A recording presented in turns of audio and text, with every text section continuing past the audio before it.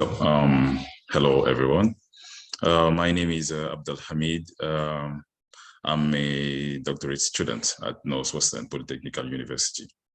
And my two partners, they are actually not available because actually we have some activities going in our department at school. That's why I'm the only person who will present our work. So let's start. The title of our work, it's moving target detection using CSON GO-CFAR detectors for non-homogeneous environments. Looking at that, here we propose analysis of those three types of CFAR, which are CA, GO, and SO. And let's first of all define what are those three types of CFAR so that everyone is aware of the definition. So the CFAR, it's actually constant false alarm rate, which is a detection referring to a common form of adaptive algorithm. For the CA CFAR, it's cell averaging, proposed by Finn and Johnson. And then we have the GO-CFAR, which is the greatest of CFAR. We already know the definition of CFAR. And for the SO CFAR, it's the smallest of CFAR. So let's move to the next slide, which presents the generalities of these three types of CFARs detectors. So as you can see here, based on our figure, we can say that the cell average, as it's mentioned, it's it calculates the arithmetics and the sum of all the cells, either from either sides of the test cell. That's why you have QCA CFAR, which is equal to U plus V.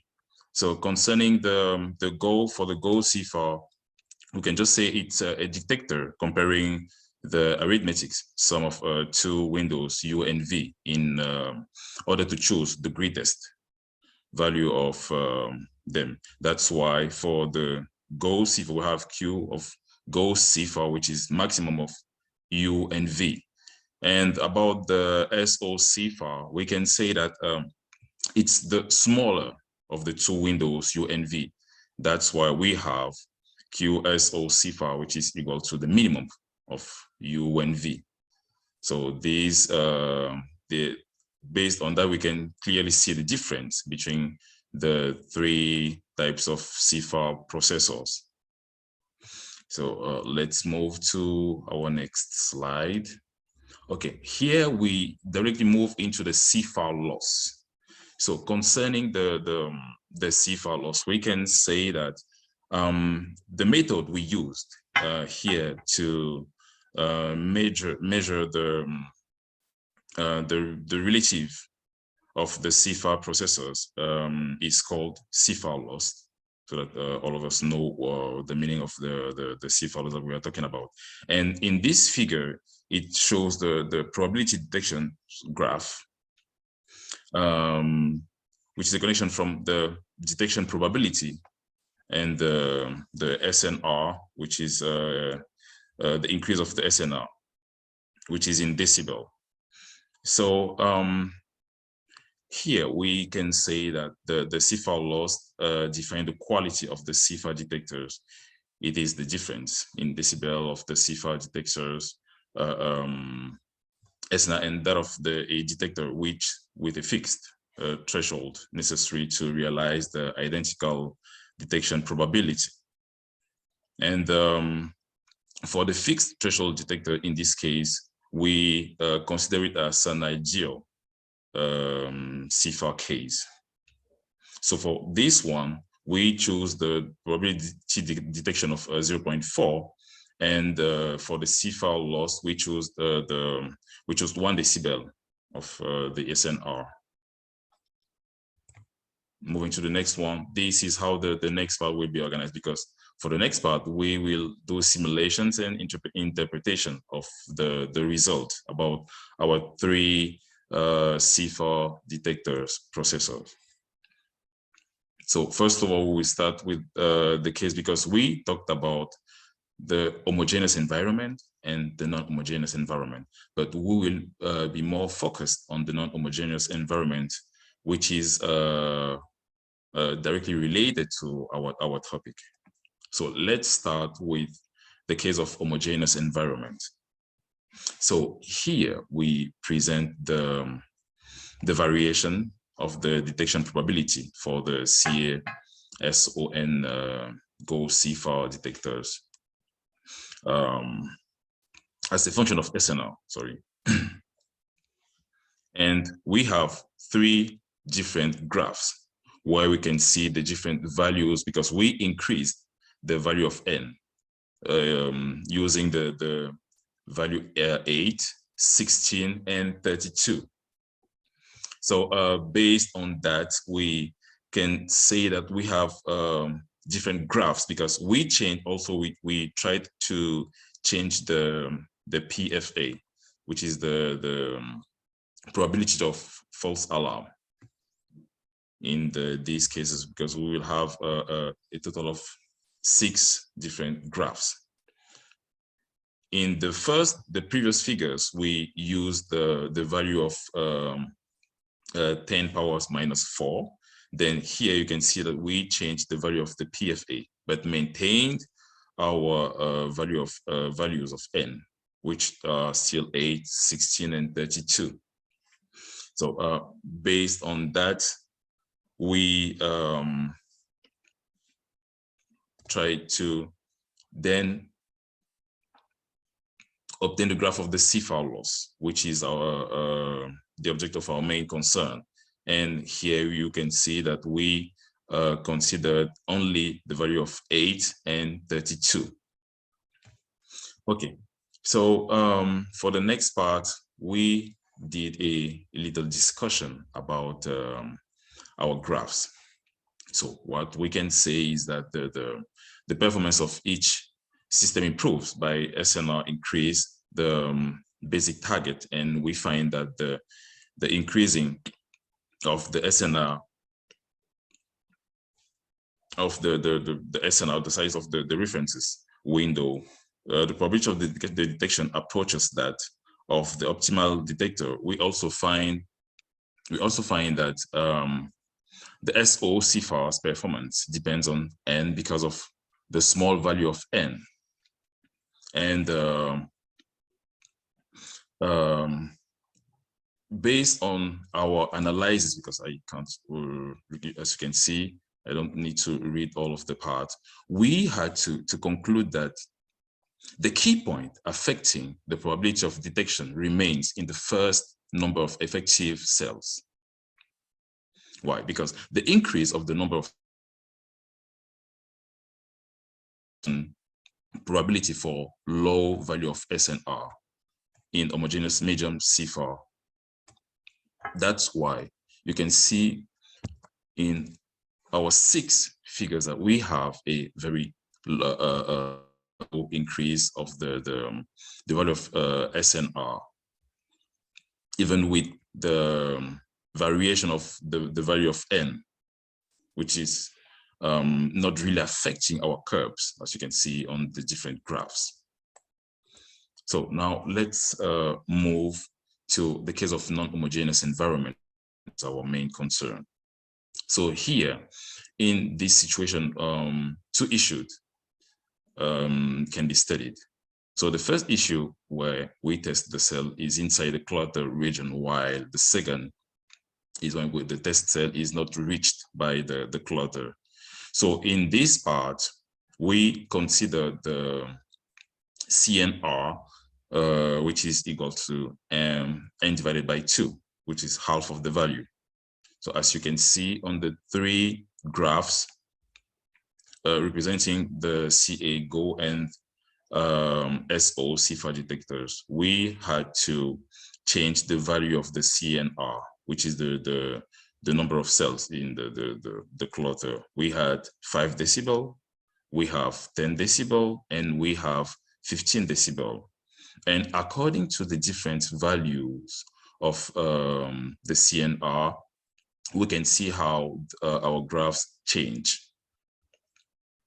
So based on that, we can clearly say that in our three figures, the decrease in the PFA position of the transition runs through the cells, which are from 1 to 16. And because it's due to the increase of the detection threshold, although the cell on the test is down, the clutter power is low. And you can clearly see that in our three figures. So why? It's because of the targets making effort, which affect the form of our graphs. And on the other hand, there is an increase of the PFA for the position and the transition from 1 to 16. And for the second part, which concerned the transition from 16 to 32, we can clearly say that it's due to the reduction of the detection threshold, which leads to an increase of the PFA. And after that, we can clearly see that when the position of the transition runs from cells 1 to 16, the PFA of the cell averaging, the SO and GO-CFAR process, the process to the dramatically decrease of the GO-CFAR. Then having the false alarm probability lower than the desired probabilities, the process of the GO-CFAR show a success in maintaining the false alarm rate, which actually shows a kind of resistance to the marked target. And based on that, we can conclude that the best performance for in a non-homogeneous environment to maintain the false alarm rate is obtained by the SO-CFAR, as we can clearly see, because we have, according to our graph here in the legend, we can see, according to the color, we can see the difference between our different processors from the CA to the GO and the SO-CFAR. And looking at that, we can see with the GO-CFAR that we have a more accurate result. Then let's move to the switch, because here in this case of non-homogeneous environment, we studied two cases or two situations. The first one is the situation of the clutter in the reference, and the second situation is the situation of interference. So concerning this part, we simulate all the three processors to study the problem of masking in a non-homogeneous medium, and we will present the performance of the studied CFAR processors with one or more interference targets in the reference window. And here we can say that from the figure 12 to 16, because here we studied four different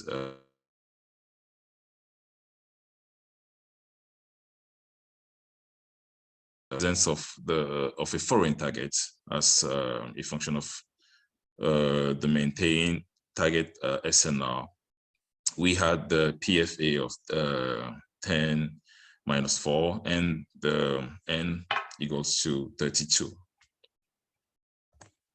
So these are the two others. So here we have the detection probability as a function of SNR for 3 interfering targets located in a single window.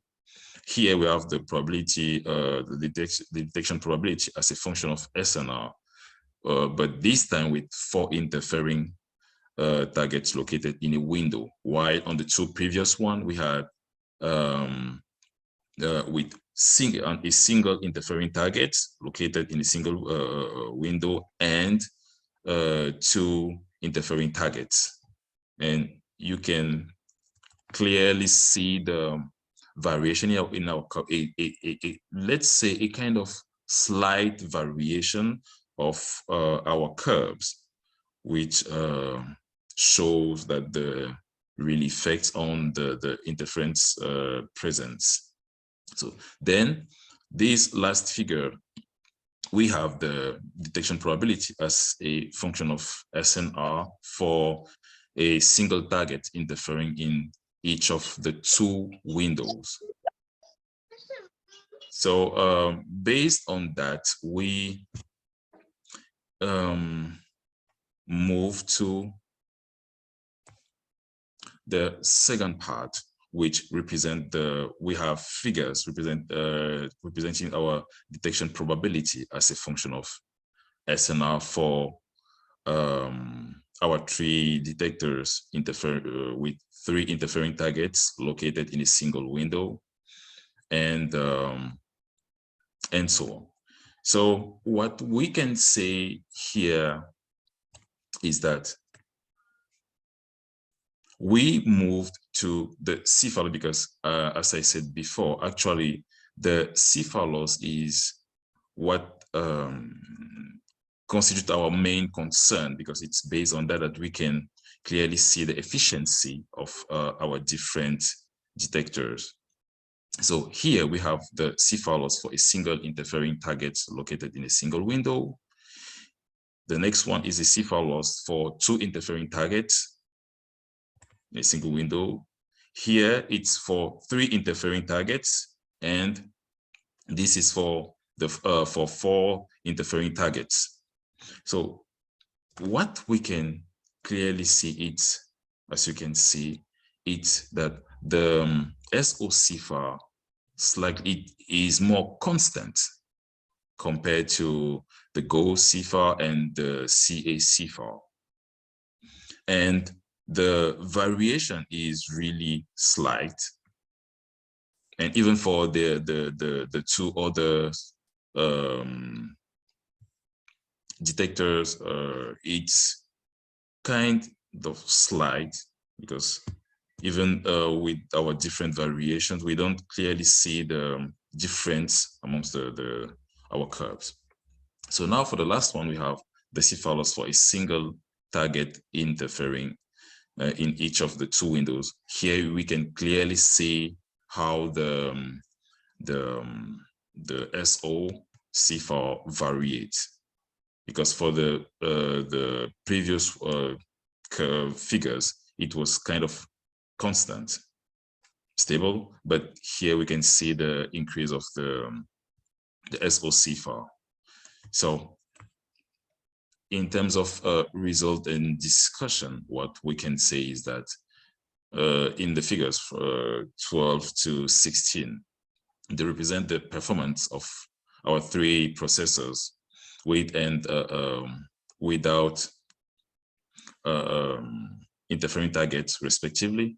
And we find that the detection probability of the CA and GO-CFAR processors in this environment decrease dramatically with increasing the number of interfering targets. On the other hand, there is an increase of in the loss of the CA and GO-CFAR process greater than 2 decibel in the figure 17 to 21. Then from the result, we can see that the SO-CFAR process is able to solve the problem of the several targets in the reference window, either in the main window or the delay window. Although the SO-CFAR processor in a multiple target environment has undesirable effects when the interfering targets are within a single of the reference window, sorry. So based on that, what can we conclude concerning our three processors?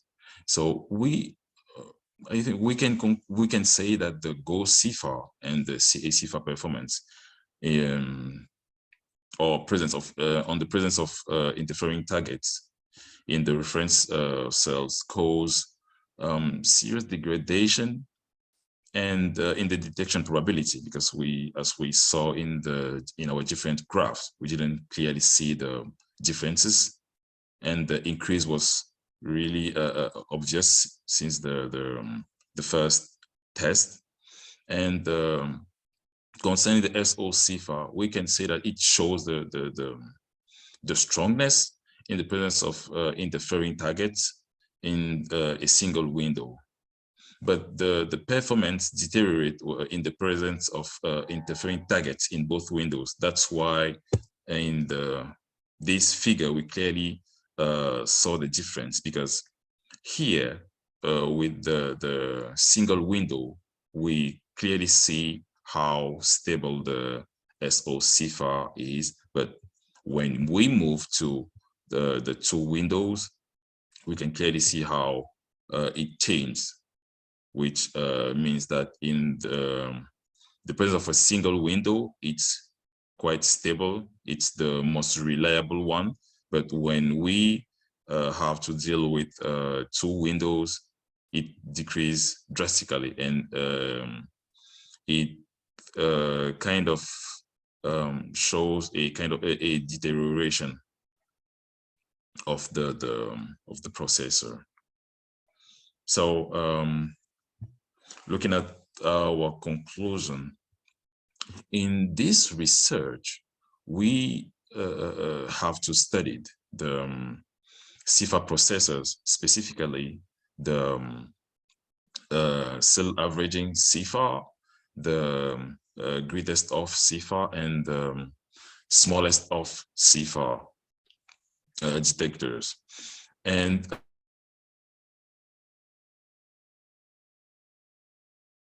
an adaptive variable threshold. And here we simulated and analyzed the three types of detectors that we studied. So regarding the performance comparison, we found that the CA-CFAR detector behaves well in homogeneous environment, but when the medium presents transition regions or in front of multiple targets, its performance degrades rapidly. And as for the SO-CFAR and GO-CFAR detectors, our simulations allowed us to detect that the detector probability is significantly improved compared to the CA-CFAR when multiple targets are present. And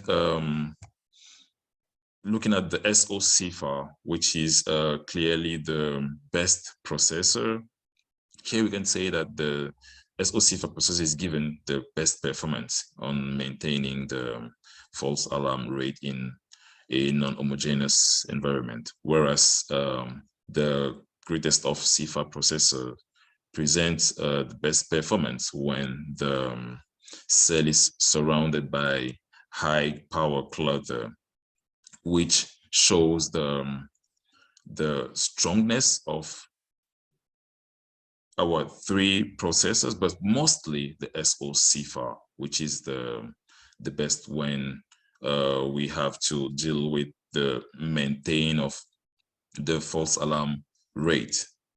While for the GO-CFAR, it's the best one when we have to deal with a cell surrounded by high power clutter. So thank you so much for your attention, and don't hesitate to ask questions if you have questions, and to reach out to us for more details and all different requirements. Thank you.